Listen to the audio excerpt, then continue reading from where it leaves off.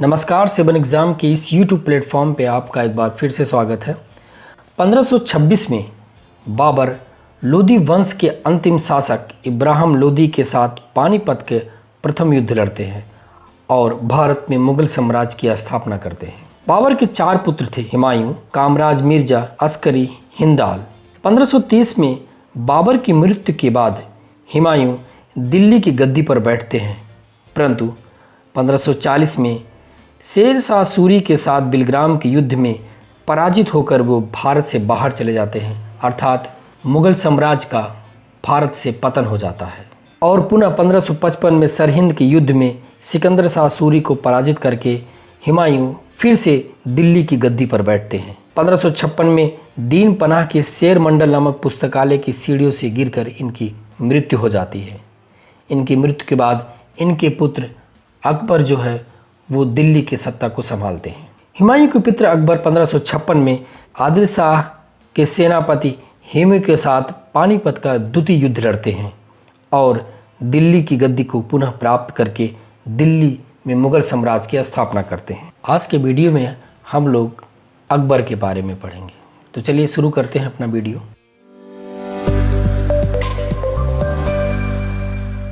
मुगल साम्राज्य के तृतीय शासक अकबर का पूरा नाम अबुल फतह जलालुद्दीन मोहम्मद अकबर था। इनके पिता का नाम हुमायूं, माता का नाम हमीदा बानो बेगम, इनकी धाय माँ का नाम था महामनगा। इनका जन्म 15 अक्टूबर 1542 में अमरकोट में हुआ था। इनका शासनकाल 1556 से लेकर 1605 ईस्वी तक था। इनकी मृत्यु 29 अक्टूबर 1605 ईस्वी में हुआ था। बाबर की मृत्यु के पश्चात हुमायूं ने 29 दिसंबर 1530 में भारत की राजगद्दी संभाली।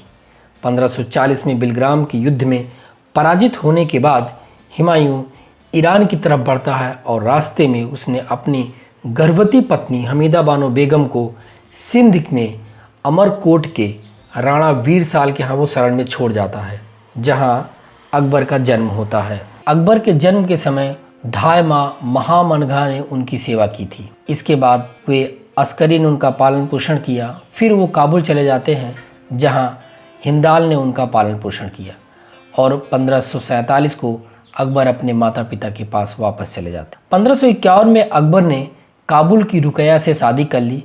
रुकैया उनके चाचा हिंदाल मिर्जा की बेटी थी। रुकैया उनकी पहली और मुख्य पत्नी थी। मच्छीवाड़ा का युद्ध 1555 में सतलुज नदी के किनारे मच्छीवाड़ा नामक स्थान पर हुमायूं और अफगान सरदार नसीफ खां और तारतार खान के बीच युद्ध होता है और इस युद्ध में अकबर भी रहते हैं। और इसके बाद अकबर को मात्र 9 वर्ष की अवस्था में लाहौर का सूबेदार बना दिया जाता है। 22 जून 1555 में सरहिंद का युद्ध होता है। इस युद्ध में अफगानों का नेतृत्व सिकंदर सूर और मुगल सेना का नेतृत्व बैरम खां ने किया था, जिसमें अफगान सेना की हार होती है। उसके बाद हुमायूं को पुनः दिल्ली के तख्त पर बैठाया जाता है। 27 जनवरी 1556 को दिल्ली के दीन पनाह के शेरमंडल नामक पुस्तकालय की सीढ़ियों से गिरने से हुमायूं की मृत्यु हो जाती है। हुमायूं की मृत्यु की खबर कई दिनों तक छुपाया गया और बैरम खान को अकबर को लेने के लिए लाहौर भेज दिया जाता है।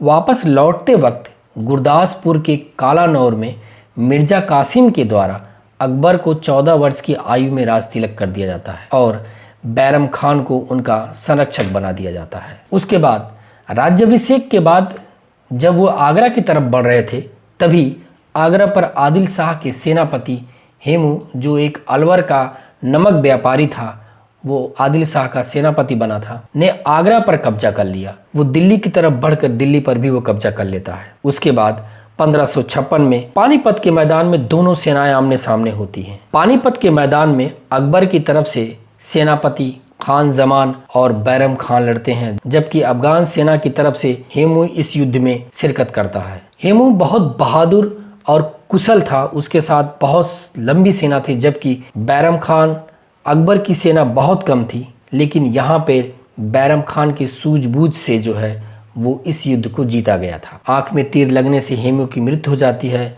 और अकबर दिल्ली के पुनः शासक बना दिए जाते हैं। बैरम खान अब्दुल रहीम खाने खाना के पिता और अकबर के वजीर थे और वे तुर्किस्तान से आए हुए थे। उन्हीं के संरक्षण में अकबर बड़े हुए, लेकिन धाय माँ महामनघा और दरबार के कुछ लोगों ने अकबर को बैरम खान के खिलाफ भड़का दिया और उसके बाद जो है तिलवाड़ा का युद्ध होता है 1560 में। ब्यास नदी के तट पर तिलवाड़ा का युद्ध हुआ, जिसमें बैरम खान पराजित होते हैं और अकबर के सामने पेश किए जाते हैं, जहां पर अकबर उनके सामने 3 प्रस्ताव रखता है। पहला, चंदेरी की सूबेदारी। दूसरा, अकबर के व्यक्तिगत सलाहकार के रूप में कार्य करने के लिए। तीसरा, हज की यात्रा पर जाना। इन सभी प्रस्तावों में से बैरम खान ने हज यात्रा पर जाना स्वीकार किया और वो हज यात्रा के लिए निकल पड़ते हैं। इसी दौरान गुजरात में मुबारिस खान नामक एक व्यक्ति जो है उनकी हत्या कर देता है, क्योंकि बैरम खान ने मच्छीवाड़ा के युद्ध में उसके पिता की हत्या की थी। अकबर इस घटना के बाद बैरम खान की पत्नी सलीमा बेगम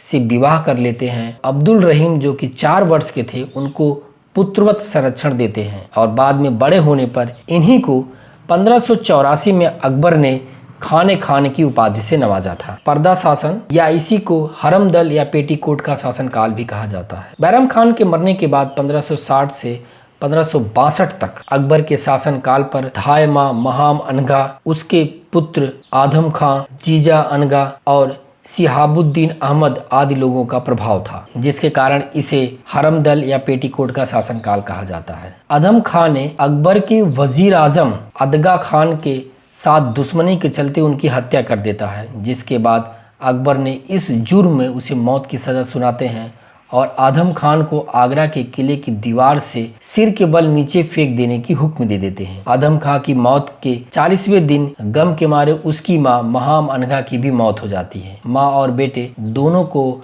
महरौली में बने मकबरे में दफना दिया जाता है। इस तरह पर्दा शासन का अंत हो जाता है। मालवा का विजय अभियान। मालवा शासक बाज बहादुर शेर शाह सूरी के विद्रोह के दौरान मुगल शासक से जो है आजाद हो जाता है। बाज बहादुर सूर साम्राज्य में मालवा का गवर्नर था, लेकिन शेर शाह के मरने के बाद उसने भी अपने को अलग कर लिया। मालवा के शासक बाज बहादुर को 1561 में आदम खां के नेतृत्व में मुगल सेना ने हरा दिया और मालवा की राजधानी सारंगपुर पर मुगल सेनाओं ने अपना अधिकार कर लिया। अकबर की मालवा विजय पहली विजय मानी जाती है और 1562 में पीर मोहम्मद को मालवा का गवर्नर नियुक्त कर दिया जाता है। बाज बहादुर ने दक्षिण भारत के कुछ शासकों की मदद से मालवा पर पुनः अधिकार कर लिया था, लेकिन जब इसकी सूचना अकबर को मिलती है तो अकबर ने अब्दुल खान उज़्बेक को मालवा को वापस लेने के लिए भेजते हैं और मुगल मालवा को पुनः प्राप्त करने में सफल हो जाते हैं। तो कहा जाता है कि राजस्थान एक ऐसा मात्र राज्य था जहां के राजपूत शासकों ने मुगल शासन का सदैव विरोध किया। उन्होंने कभी भी मुगल शासक के सामने अपने घुटने नहीं टेके। इसी के चलते हुए अकबर जो है वो राजस्थान विजय अभियान शुरू करता है, जिसमें अकबर का पहला अभियान आमेर अभियान 1562 होता है। आमेर ने स्वेच्छा से अकबर की अधीनता को स्वीकार कर लेते हैं। यहाँ पहला राजपूताना राज्य था जिसने अकबर के वैवाहिक संबंध स्थापित किया। राजा भारमल ने अपनी पुत्री जोधाबाई का विवाह अकबर के साथ कर दिया और इन्हीं जोधाबाई से जहांगीर की उत्पत्ति होती है। जोधाबाई को अन्य भी नामों से जाना जाता है, जैसे हीरा कुमारी या हरखाबाई के नाम से भी हम इनको जानते हैं। अकबर ने भारमल के दत्तक पुत्र भगवान दास और मान सिंह को उच्च मनसब प्रदान किया था। राजस्थान विजय अभियान में अगला अभियान है मेड़ता विजय 1562 में। यहाँ के शासक जयमल मेवाड़ के राजा उदय सिंह के सामंत थे। मेड़ता पर आक्रमण के समय मुगल सेना का नेतृत्व सफरुद्दीन कर रहे थे। उसने जयमल और देवदास से मेड़ता को छीनकर 1562 में मुगलों के अधीन कर दिया। उसके बाद गोंडवाना का विजय अभियान 1564। गोंडवाना में महोबा के चंदेल रानी दुर्गावती का राज था। इसके शासक वीर नारायण थे, लेकिन वास्तविक शासक उनकी माता रानी दुर्गावती महोबा की एक चंदेल राजकुमारी थी। इस युद्ध में वीर नारायण जो है घायल हो जाते हैं और वो चौरागढ़ के किले में सुरक्षा के लिए वापस चले जाते हैं और रानी दुर्गावती भी अगले दिन घायल हो जाती हैं, परंतु दुश्मन द्वारा पकड़े जाने की बजाय खुद को मारना वो पसंद करती हैं और अपने ही तलवार से अपनी आत्महत्या कर लेती हैं। मुगल सेना ने फिर चौरागढ़ पर आक्रमण किया और वीर नारायण बहादुरी से लड़ते हैं, लेकिन लड़ते लड़ते मर जाते हैं और किले पर मुगलों ने अपना कब्जा कर लिया। उसके बाद राजस्थान अब विजय अभियान में 1568 में मेवाड़ अभियान स्टार्ट होता है। अकबर के समकालीन मेवाड़ शासक सिसोदिया वंश के राणा उदय सिंह थे, जिसने मुगल सम्राट अकबर की अधीनता स्वीकार नहीं की। महाराणा उदय सिंह मेवाड़ के 12वें शासक थे। उदय सिंह ने किले की सुरक्षा का भार अपने दोनों सेनापतियों जयमल और फत्ता को सौंप कर समीप की पहाड़ियों में चले जाते हैं। इन दोनों वीरों ने बड़ी बहादुरी से मुगल सेना का मुकाबला किया और अंत में दोनों युद्ध में वीर गति प्राप्त हो जाते हैं। 1568 में मुगल सेना ने मेवाड़ की राजधानी एवं चित्तौड़ के किले पर अपना अधिकार कर लिया। अकबर ने मेवाड़ आक्रमण के दौरान लगभग 30,000 राजपूतों का कत्ल करवा दिया था। इस कलंक को मिटाने के लिए उसने आगरा के किले के दरवाजे पर जयमल और फत्ता की वीरता की स्मृति में उनकी मूर्तियों की स्थापना करवाई। उदय सिंह के बाद उनके पुत्र महाराणा प्रताप ने अकबर का विरोध जारी रखा और अकबर ने अपने 2 सेनापतियों मान सिंह और आसफ खां को महाराणा प्रताप से संधि करने के लिए भेजते हैं, लेकिन ये संधि नहीं होती है, जिसके फलस्वरूप हल्दी घाटी का युद्ध होता है। रणथंभौर विजय 1568 में रणथंभौर पर चौहान राजपूत हांडा वंश का राज्य था। अकबर की तोपों की मार के सम्मुख रणथंभौर की दीवारें ठहर नहीं सकी और राजा भगवान दास और राजा मान सिंह के द्वारा राय सूरजन के अपने दोनों पुत्र दूदा और भोजा को अकबर के पास भेजना पड़ता है। अकबर ने राय सूरजन की सभी शर्तों को मान कर अधीनता को स्वीकार कराने में सफलता प्राप्त कर ली। कालिंजर विजय अभियान। बुंदेलखंड में कालिंजर का किला रीवा के राजा रामचंद्र के अधीन था, परंतु 1569 में इस किले को वो लोग जीत लेते हैं और राजा रामचंद्र ने मुगलों की अपनी अधीनता को स्वीकार कर लिया। मारवाड़, बीकानेर और जैसलमेर 1570 में इन 3 राज्यों ने स्वेच्छा से अकबर की अधीनता को स्वीकार कर लिया था। मारवाड़ के शासक रामचंद्र सेन थे, बीकानेर के कल्याणमल थे, जबकि जैसलमेर के शासक रावल हर राय थे। मेवाड़ के शासक राणा सांगा के वंशजों ने किस प्रकार बाबर के वंशजों के साथ युद्ध जारी रखा और कभी हार नहीं माना। तो सबसे पहले बाबर और राणा सांगा के बीच में युद्ध होता है, खानवा का युद्ध 1527 में, और उसके बाद फिर अकबर का युद्ध, मेवाड़ का युद्ध 1568 में होता है राणा उदय सिंह के साथ, और उसके बाद महाराणा प्रताप का युद्ध, हल्दी घाटी का युद्ध 1576 में अकबर के साथ लड़ा जाता है। हल्दी घाटी का युद्ध, यह युद्ध अरावली घाटी के पास एक घाटी में लड़ा गया था। चूंकि यहाँ की भूमि पीली थी, इसी कारण इसका नाम हल्दी घाटी के नाम से इसको जाना जाता है। यद्यपि इस युद्ध में राणा प्रताप का पराजय होता है, परंतु मान सिंह इसे पूरी तरह जीत नहीं सके थे। महाराणा प्रताप के घोड़े का नाम चेतक था, उनके सेनापति का नाम झालामान था। इस युद्ध में महाराणा प्रताप को मुख्य रूप से भील जनजातियों और अफगानों में हकीम खां सूरी का सहयोग मिला था। राणा प्रताप बगल में 1558 में चावंड नामक स्थान पर चले जाते हैं और उसको अपनी राजधानी बनाते हैं।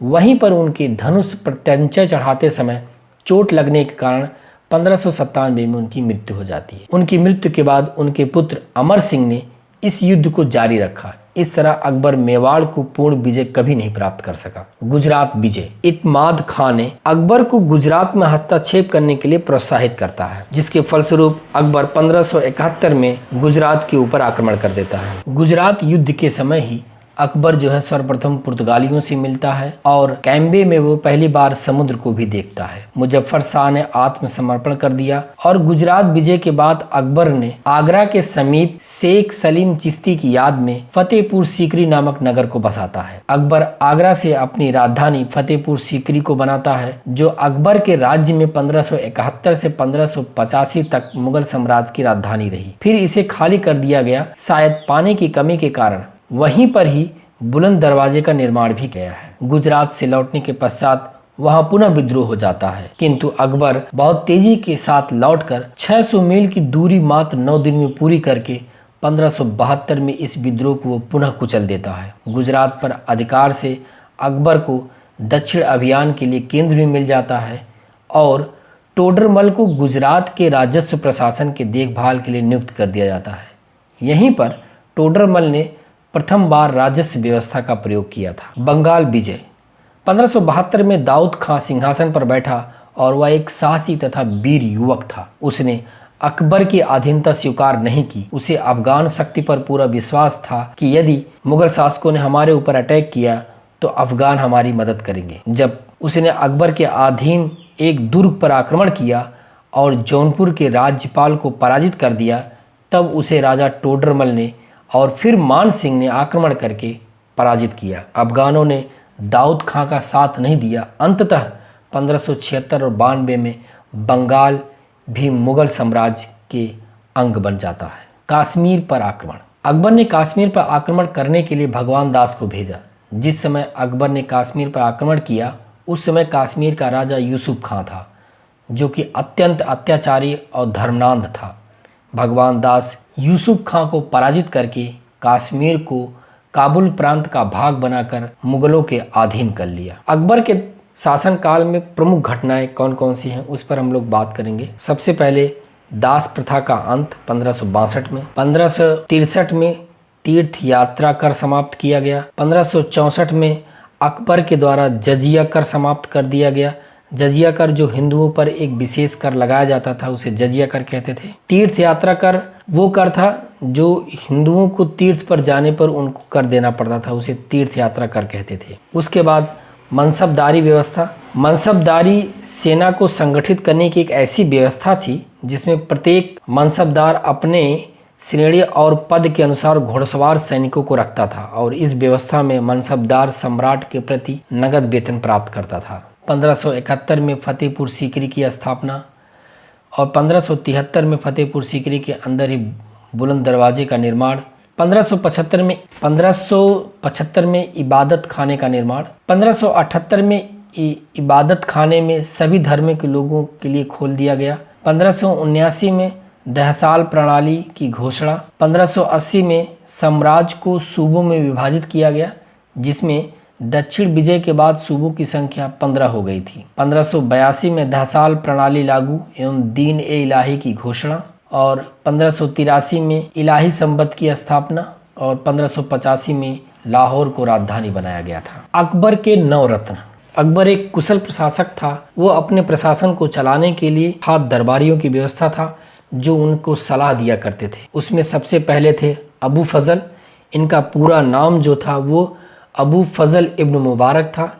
अबू फजल ने अकबर काल को ही कलमबद्ध किया था और अकबरनामा की रचना भी अबू फजल ने किया और इन्होंने ही आईने अकबरी का भी रचना किया था। उसके बाद फैज़ी अबू फजल के बड़े भाई थे। वह फारसी में कविताएं लिखा करते थे और राजा अकबर ने उन्हें अपने बेटे सलीम के लिए गणित शिक्षक के पद पर नियुक्त किया था। मियाँ तानसेन अकबर के दरबार में गायक थे, ये कविताएं भी लिखा करते थे। उसके बाद बीरबल मुगल बादशाह अकबर के दरबार में प्रमुख वजीर और अकबर के सलाहकार थे। इनका बचपन का नाम महेश दास था। राजा टोडरमल अकबर के वित्त मंत्री थे। इन्होंने विश्व की प्रथम भूमि लेखा जोखा एवं मापन प्रणाली को तैयार किया था। राजा मान सिंह अम्बेर के कछवाहा राजपूत राजा थे। वह अकबर की सेना के प्रधान सेनापति थे। अब्दुल रहीम ए खान खाना यह एक कवि थे और अकबर के संरक्षक बैरम खान के लड़के थे। फ़कीर अजीउद्दीन अकबर के सलाहकार थे। मुल्ला दो प्याजा, इसका वास्तविक नाम अबू हसन था, ये भी अकबर के सलाहकार थे। प्रमुख निर्माण। अकबर के समय प्रमुख जो निर्माण थे उसके बारे में हम यहाँ देखेंगे। अकबर के द्वारा कराए गए प्रमुख निर्माण। पहला, आगरा का किला, इलाहाबाद का किला, लाहौर का किला, फतेहपुर सीकरी का निर्माण, दीवाने खास, पंचमहल, जोधाबाई का महल, बुलंद दरवाज़ा, दिल्ली का हुमायूं का मकबरा, शेख सलीम चिश्ती का मकबरे का निर्माण भी अकबर के द्वारा कराया गया था। Thank you to watching this video. Please subscribe my YouTube channel.